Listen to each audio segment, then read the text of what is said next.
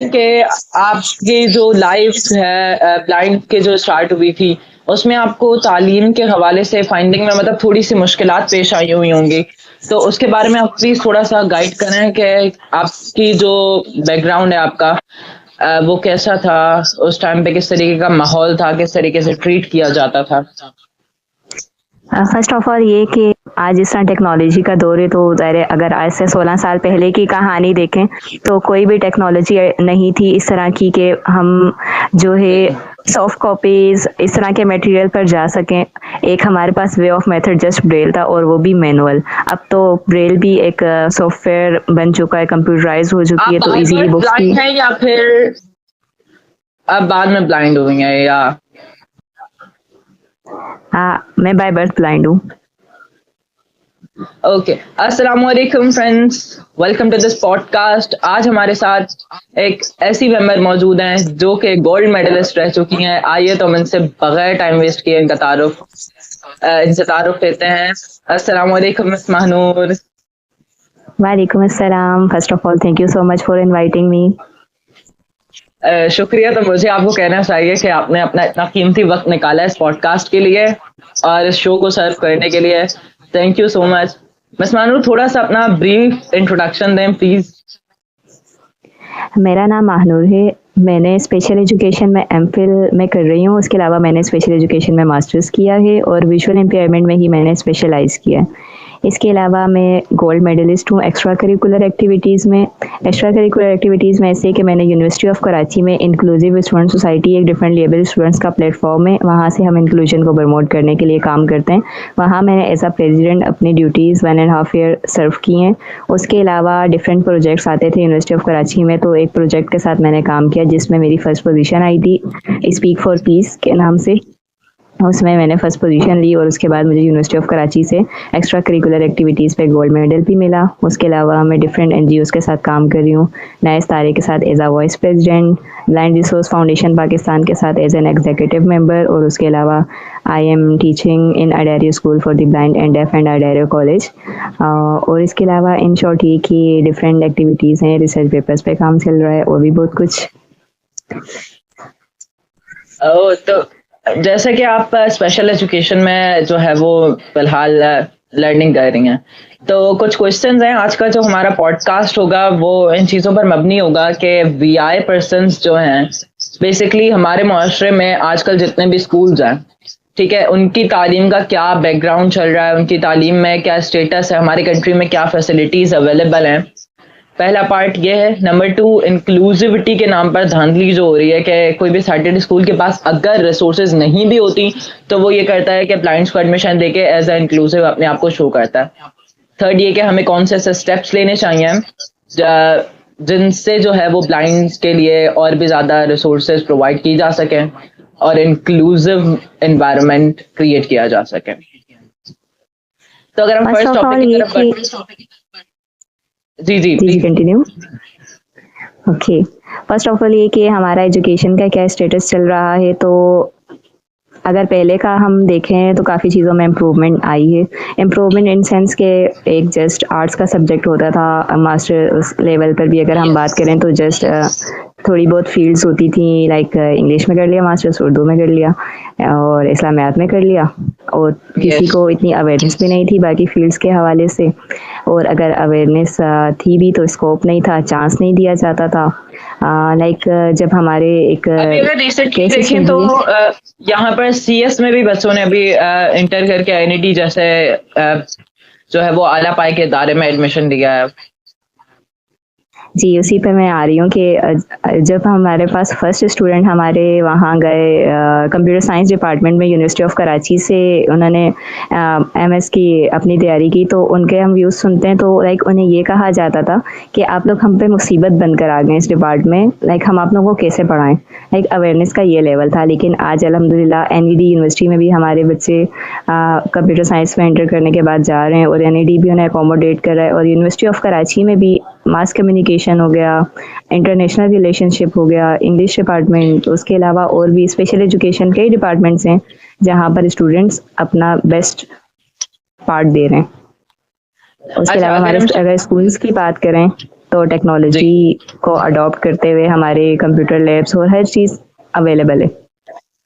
ठीक, अब अगर हम सेकंड चीज पर बात करें कि इंक्लूसिविटी के नाम पर जो धांधली चलती है, देखें अक्सर अवेयरनेस का भी मसला होता है। सेकंड चीज ये कि अब अगर वेलफेयर्स के मैं एक रिमोट एरिया में रहता हूँ, ठीक है, अब मेरे पास अगर कोई साइटेड स्कूल है, अब उसमें मैं एज अ ब्लाइंड अगर एडमिशन लेता हूँ तो अव्वल तो वो देते नहीं है, और अगर दे भी देते हैं तो ब्लाइंड्स को वो फैसिलिटीज मुहैया नहीं करते वो लोग, और उनके एजुकेशन के साथ खेलते हैं।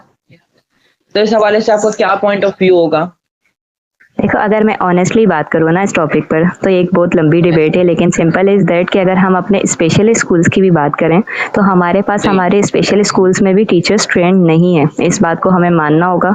टीचर्स तो हम हायर कर लेते हैं, लेकिन क्या उनका बैकग्राउंड किसी स्पेशल फील्ड से होता है? क्या वो साइन लैंग्वेज जानती हैं? क्या वो जो है ब्रेल जानती हैं? ट्रेंड होती हैं, ट्रेन होने के लिए भी उन्हें टाइम लगता है। ट्रेंड होती हैं तो ऐसी सिचुएशंस आती हैं कि लाइक मूव बैक छोड़ के चली जाती हैं। इस तरह के फेसेस भी आते हैं। लेकिन अगर हम ऐसे सिचुएशन में हम बात करें कि हमारे बच्चे एक मेन स्ट्रीम स्कूल में जाएं, तो अव्वल तो मैं इस चीज़ को डिनाई करती हूँ। एक बच्चे की स्पेशल नीड स्पेशल स्कूल में ही फुलफिल हो सकती है टिल क्लास 8। हाँ, क्लास 8 के बाद अगर हम बात करते हैं इंक्लूसिव सेटअप में हम बच्चे को भेजना चाहें, तो उसके लिए भी हमारे पास प्रॉपर मॉडल होना चाहिए इंक्लूसिव एजुकेशन का। जो आउट ऑफ कंट्रीज भी जो इंक्लूसिव एजुकेशन की बात करते हैं ना, तो उनके पास ही अपना प्रॉपर कोई मॉडल नहीं है। हर जगह इंक्लूसिव एजुकेशन प्रैक्टिस पे चल रहा है। कोई भी हमें अपना मॉडल दे दे एक प्रॉपर कि ये मॉडल है, हमें इसको फॉलो करना है, वो तो मौजूद ही नहीं है ना। सब कुछ प्रैक्टिस पे चल रहा है। तो ये सब चीजें हैं। ठीक, तो अब अगर हम बात करें कि अभी जो हमें हमारे पास जो अभी हमें लेने हैं स्टेप्स, गवर्नमेंट को कौन से ऐसे रूल्स बनाने चाहिए, या स्कूल्स में कौन से ऐसे रूल्स, या कॉलेजेस में कौन से ऐसे रूल्स अप्लाई होने चाहिए जो कि इस चीज में जो है वो कारगर साबित हो सकेंगे कि जो वीआई पर्सन हैं या पर्सन विद डिसेबिलिटी हैं वो एजुकेशन ले सकें उनके साथ, साइटेड के साथ रहते हुए। हमें कौन से ऐसे स्टेप्स लेने चाहिए? एक तो ये कि हमारे जितने भी स्पेशल स्कूल्स हैं, फर्स्ट ऑफ ऑल तो वो तो गवर्नमेंट के अंडर होने चाहिए। गवर्नमेंट इस चीज़ को इंश्योर करे कि वहाँ वेल ट्रेंड टीचर्स आएँ, ना कि खानापुरी हो। वेल ट्रेंड टीचर्स होने चाहिए। सेकेंडली ये कि अगर हम इंक्लूसिव की बात करते हैं तो हर स्कूल जो भी है गवर्नमेंट का, उसमें कोटा फिक्स कर दिया जाए कि हाँ, हमारे स्कूल में इतने इंक्लूसिव बच्चे, स्पेशल बच्चे अकोमोडेट होंगे। और उसके लिए ना सिर्फ आप बच्चे अकोमोडेट करो, आप स्पेशल टीचर्स को भी हायर करो। हर साल हज़ारों की तादाद में स्पेशल एजुकेशन में लोग मास्टर्स करके, लेकिन कहाँ जाते हैं वो लोग? क्यों नहीं आते सोसाइटी में? क्योंकि अपॉर्चुनिटीज़ नहीं है। करेक्ट। मुझे एक चीज बताएं, आप जो कह रही हैं कि हर टीचर को ट्रेन करना पड़ेगा वीआई को या पर्सन विद डिसेबिलिटी को टीच करने के लिए, तो उसके बारे में आप थोड़ा सा ब्रीफली एक्सप्लेन करें कि बेसिकली क्यों ये एक तो अवेलेबल है, मतलब एक नेसेसरी चीज है। नंबर 2, इसके लिए टीचर को कौन सी ऐसी कोर्सेज होते हैं ऐसे, या क्या? इस हवाले से थोड़ा सा ब्रीफली एक्सप्लेन करें प्लीज। देखो, सबसे पहले तो जो चीज़ ज़रूरी है ना, पेशेंस और टॉलरेंस। अगर आप एक स्पेशल बच्चे के साथ काम कर रहे हो ना, तो आपको अपना पेशेंस और टॉलरेंस दोनों को इंक्रीज करना होता है, क्योंकि आप नहीं समझ रहे बच्चे का बैकग्राउंड। बच्चा डिफरेंट बैकग्राउंड्स के साथ आता है। सेकेंडली ये, अगर ट्रेनिंग्स की बात करें तो फर्स्ट ऑफ ऑल तो उनको प्रायोरिटी देखो। हज़ारों से नॉर्मल सेटअप्स भी हैं, हज़ारों स्कूल्स हैं। एक जो teacher like out of the special education field है, उसके लिए तो बहुत अपॉर्चुनिटीज़ है ना। लेकिन जो एक पर्सन स्पेशल एजुकेशन में इतना सर्व करके आ रहा है और उसके बावजूद उसके लिए जॉब अपॉर्चुनिटीज़ नहीं है, तो फिर हमारे स्पेशल स्कूल्स जो इतने हैं तो वो ऐसे लोगों को ही अकोमोडेट करें जो वेल ट्रेंड हैं।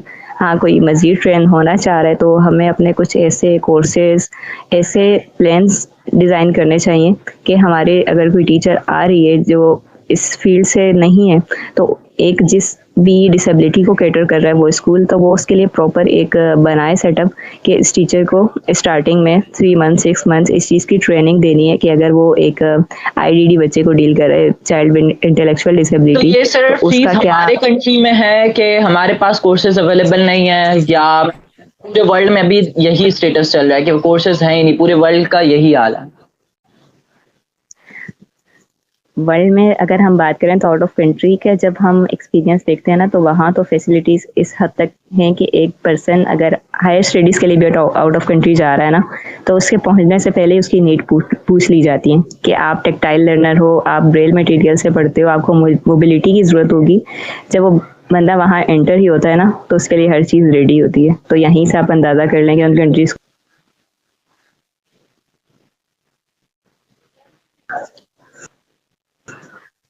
ओके, तो हमें ऐसे अभी कौन से कोर्सेज डिजाइन करने चाहिए? अगर एज अ वीआई अगर कोई टीचर जॉब ले रहा है तो उसे कौन सी ऐसी जो है वो कोर्सेज करने चाहिए बेसिकली? बेसिकली फर्स्ट स्टेप हमारे बच्चों का वे ऑफ स्टडी क्या है, ब्रेल। हमारे टीचर्स को ब्रेल आनी चाहिए। मोबिलिटी हमारे बच्चे की सबसे बड़ी नीड है। हमारी टीचर्स उसकी ट्रेनिंग के लिए एक्सपर्ट होनी चाहिए। एक एक्सपर्ट मोबिलिटी इंस्ट्रक्टर होनी चाहिए कि हमारा बच्चा इंडिपेंडेंटली सोसाइटी में कैसे मूव कर सके। उसके अलावा उसकी टेक्नोलॉजी और उसको किस टेक्नोलॉजी की नीड है और वो टेक्नोलॉजी किस तरह यूटिलाइज होगी, उसको उसकी ट्रेनिंग दी जाए।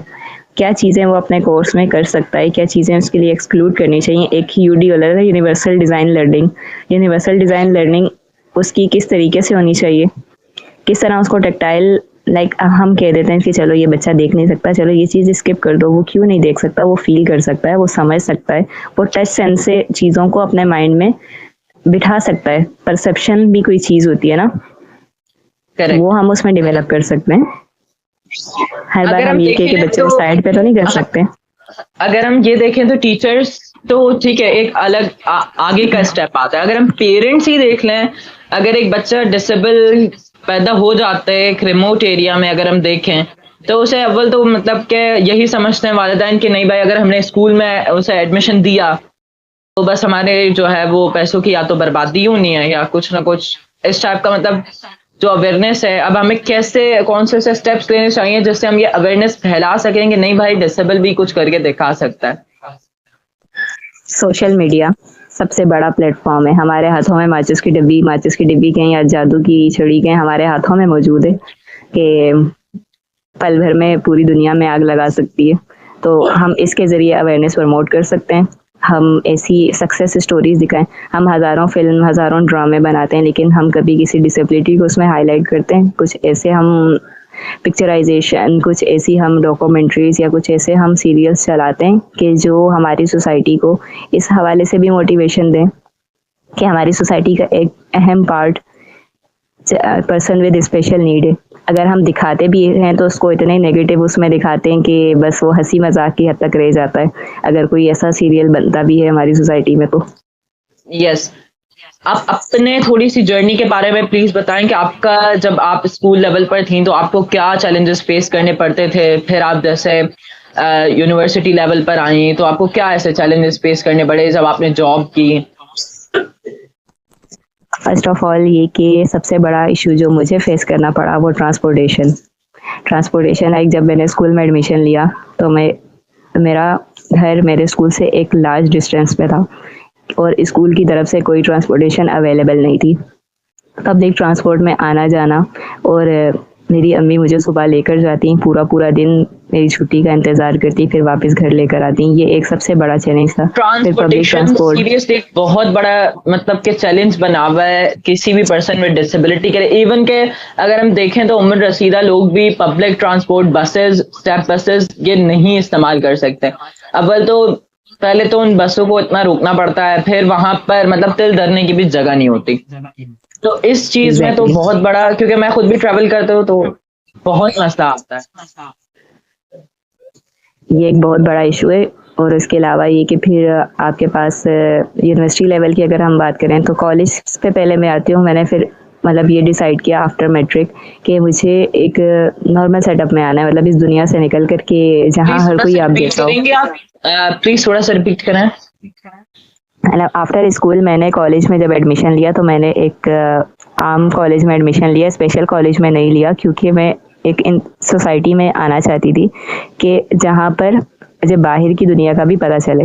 वहाँ पर सबसे बड़ा चैलेंज ये था कि उनको बिल्कुल भी टीचिंग के हवाले से इस चीज़ का आइडिया नहीं था कि एक स्पेशल पर्सन को किस तरीके से उन्होंने पढ़ाना है, किस तरीके से लेकर चलना है। सबसे बड़ा बैरियर था, क्योंकि ज़ाहिर है उनके लिए एक फर्स्ट और एक स्टूडेंट में मतलब थी। हम अगर ऐसी सोसाइटी में जाते हैं, इवन कि हम अगर अपने एक पर्सन विद डिसेबिलिटी अगर कहीं जा रहा है, कहीं शादी वगैरह में, इन इन केस के अपने अगर सर्कल में ही, अपने खानदान में ही, तो उससे या तो जो है वो साइटेड पर्सन के साथ टॉकिंग वे में इस चीज में बहुत सी चैलेंजेस फेस करने पड़ते। इवन कि अभी मैं भी हूँ तो ऑब्वियसली बात है, मेरा भी आई कांटेक्ट इतना क्लियर नहीं है। पर्सन विद डिसेबिलिटी का आई कांटेक्ट क्लियर नहीं होता, या फिर मतलब उसे जो है वो सोसाइटी इस तरीके से ट्रीट नहीं करती है। तो इसके लिए हमें साइटेड पर्सन को, बाज़ दफ़ा यस, हाँ, इस चीज के लिए हमें पर्सन को, जो साइटेड पर्सन हैं इनको हमें ट्रेन करना चाहिए, या हमें ऐसी अवेयरनेस के लिए हमें कुछ ऐसे सेशंस करने चाहिए या कोर्सेज करवाने चाहिए जो आम स्कूल्स हैं उनके स्टूडेंट्स को, कि एटलीस्ट वो अगर बिलफर्ज के रास्ते में उन्हें कोई पर्सन विद डिसेबिलिटी मिल जाता है और उसे कोई नीड है, तो वो उसकी नीड पर उतर सकें, उसको पूरा कर सकें। हमें इस मामले में कौन से ऐसे स्टेप्स हैं जो लेने चाहिए? हम जो कॉलेज के स्टूडेंट्स हैं, यूनिवर्सिटीज़ के स्टूडेंट्स हैं, वो डिफरेंट स्कूल्स में, डिफरेंट कॉलेजेस में जाकर छोटे छोटे सेशंस अरेंज कर सकते हैं अवेयरनेस के लिए, कि वहाँ स्टूडेंट हमारी ज़ाहिर फ्यूचर है ना। स्टूडेंट्स को जब तक अवेयरनेस होगी और वो आगे फ्यूचर में सोसाइटी के लिए सर्व करेंगे, तो वो ट्रेंड होंगे इस चीज़ के हवाले से कि उन्हें किस तरीके से सोसाइटी में इंक्लूजन को प्रमोट करना है। तो आई थिंक सो कि अब हमें अपना टारगेट स्टूडेंट्स रखने चाहिए कि उनको हम अवेयर कर सकें इस चीज़ के हवाले से, और हम खुद भी मतलब ज़्यादा से ज़्यादा जितना हो सके लोगों से इंटरेक्ट करें, पॉजिटिव वे में उन्हें चीज़ों के बारे में बताएं। जो उनके क्वेश्चंस होते हैं उनका हम जवाब दें। बाज़ दफ़ा हम लोग उनके क्वेश्चंस बहुत इतने अजीब होते हैं कि हम जवाब देना पसंद नहीं कर रहे होते, चाहे अजीब क्वेश्चन है लेकिन जवाब दें। इवन ऐसे ऐसे क्वेश्चन भी आते हैं मेरे पास, आप लोग ख्वाब कैसे देखते हो? भाई दो जवाब, उनका सवाल है, आप लोग उनको दो जवाब।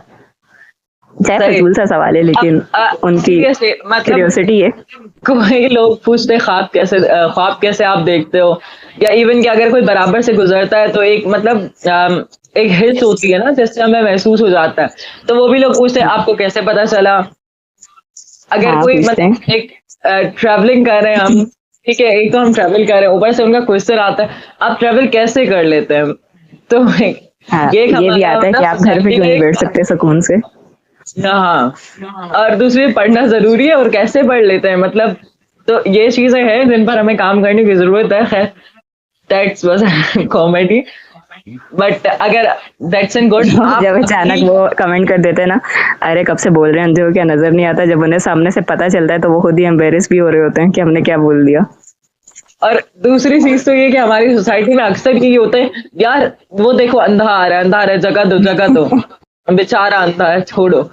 तो इस चीज पर आपका क्या पॉइंट ऑफ व्यू होगा कि अगर एक मतलब वीआई पर्सन है, वो अगर ट्रैवल कर रहा है और उसे सुनने को ये मेरा यार बेचारा मासूम, जगह दे दो बेचारा, तो इस पर आपका क्या पॉइंट ऑफ व्यू होगा? ये वीआई के लिए आप क्या मैसेज देना चाहेंगे ऐसा? क्योंकि जाहिर बात है आपने तो ऐसी बहुत सी चीजें फेस की होंगी। देखो हमारे ना अवेयरनेस की कमी है जिसकी वजह से ऐसी चीज़ें हमें फेस करनी पड़ जाती हैं। ज़ाहिर बात दफ़ा सामने वाले को भी आइडिया नहीं होता, सामने वाले को भी पेशेंस रखना चाहिए कि आप डायरेक्ट किसी पे कमेंट नहीं कर सकते, लेकिन वही बात है कि अगर उसको इतनी अवेयरनेस हो तो वो करे क्यों। अगर वो करता भी है तो हमारे अक्सर लोग बहुत बुरी तरह ना डीमोटिवेट हो जाते हैं। लाइक ऐसे मैं बहुत से केसेस देखती हूँ कि कहीं जाते नहीं है गैदरिंग्स में क्योंकि वो डीमोटिवेट होते हैं इस तरह की चीज़ों को लेकर। तो हमें क्या मतलब खुद में हम अपनी मोटिवेशन रखें, खुद पेशेंस रखें कि सामने वाले को नहीं पता तभी उसने ऐसी बात की थी, और अगर हम पॉजिटिवली उसको जवाब दे सकते हैं तो हम उसको दे दें जवाब, ताकि उसकी भी नॉलेज में इजाफा हो और किसी आने वाले के लिए भी आसानी हो। दोबारा वो एटलीस्ट किसी और को जाके तो नहीं बोलेगा ना अंधे हो गया। ओके, तो आप हमारी ऑडियंस को अभी फिलहाल तो जो भी हमें ऑडियंस देख रही है या देखेगी, आप उनको एक क्या कॉमन मैसेज देना चाहेंगे जिस पर इंटेंटली काम करना जरूरी है? देखो अगर हमें चांस मिला है एजुकेशन का, वेल एजुकेशन का, तो हमें खुद को भी ग्रूम करना चाहिए। ना सिर्फ एजुकेशन बल्कि पर्सनल ग्रूमिंग भी एक चीज़ होती है। लाइक हमें ऑडियंस से बात करना और क्या बात कितने लेवल पर बात करनी है, क्या बात करनी है, कैसे बात करनी है, हमें अपना वे ऑफ कम्युनिकेशन बहुत पॉजिटिव रखना चाहिए। अगर कोई मतलब नेगेटिव कमेंट्स दे भी रहा है तो लाजमी नहीं है हम हर बार उसको जवाब दें आगे से। कभी बहुत प्यार से, बहुत आराम से या खामोश रह के भी हम उस चीज़ को डील कर सकते हैं। बाकी ये कि खुद को वो किसी से मोटिवेशन नहीं आती, खुद को मोटिवेट करना पड़ता है, क्योंकि हर चीज़ का अल्टरनेटिव मौजूद है। अगर एक चीज़ अल्लाह ताला ने कमी रखी है तो उसका अल्टरनेटिव भी आप लोगों को दिया है, हमें उस अल्टरनेटिव को तलाश करना चाहिए। अभी जो एक मैं चाहूंगा आप एक मैसेज सिर्फ वीआई के लिए एक मैसेज आप कन्वे करें कि अभी जिस पर हमें जो कॉमन इश्यूज चल रहे हैं वीआई के लिए, अगर हम बात करें कॉमन इस चीज की ही, क्योंकि ये चीज बहुत चल रही है कि अगर वीआई ट्रैवल करता है, जो कि मैंने पहले भी मेंशन किया, तो उसे सब मतलब इस तरीके से उसे वो करते जैसे वो कुछ नहीं कर सकता। तो इस सोच को खत्म करने के लिए वीआई के लिए आप एक मैसेज प्लीज कन्वे करें। देखो जनरल कॉन्सेप्ट आता है ना, कुछ कर नहीं सकते।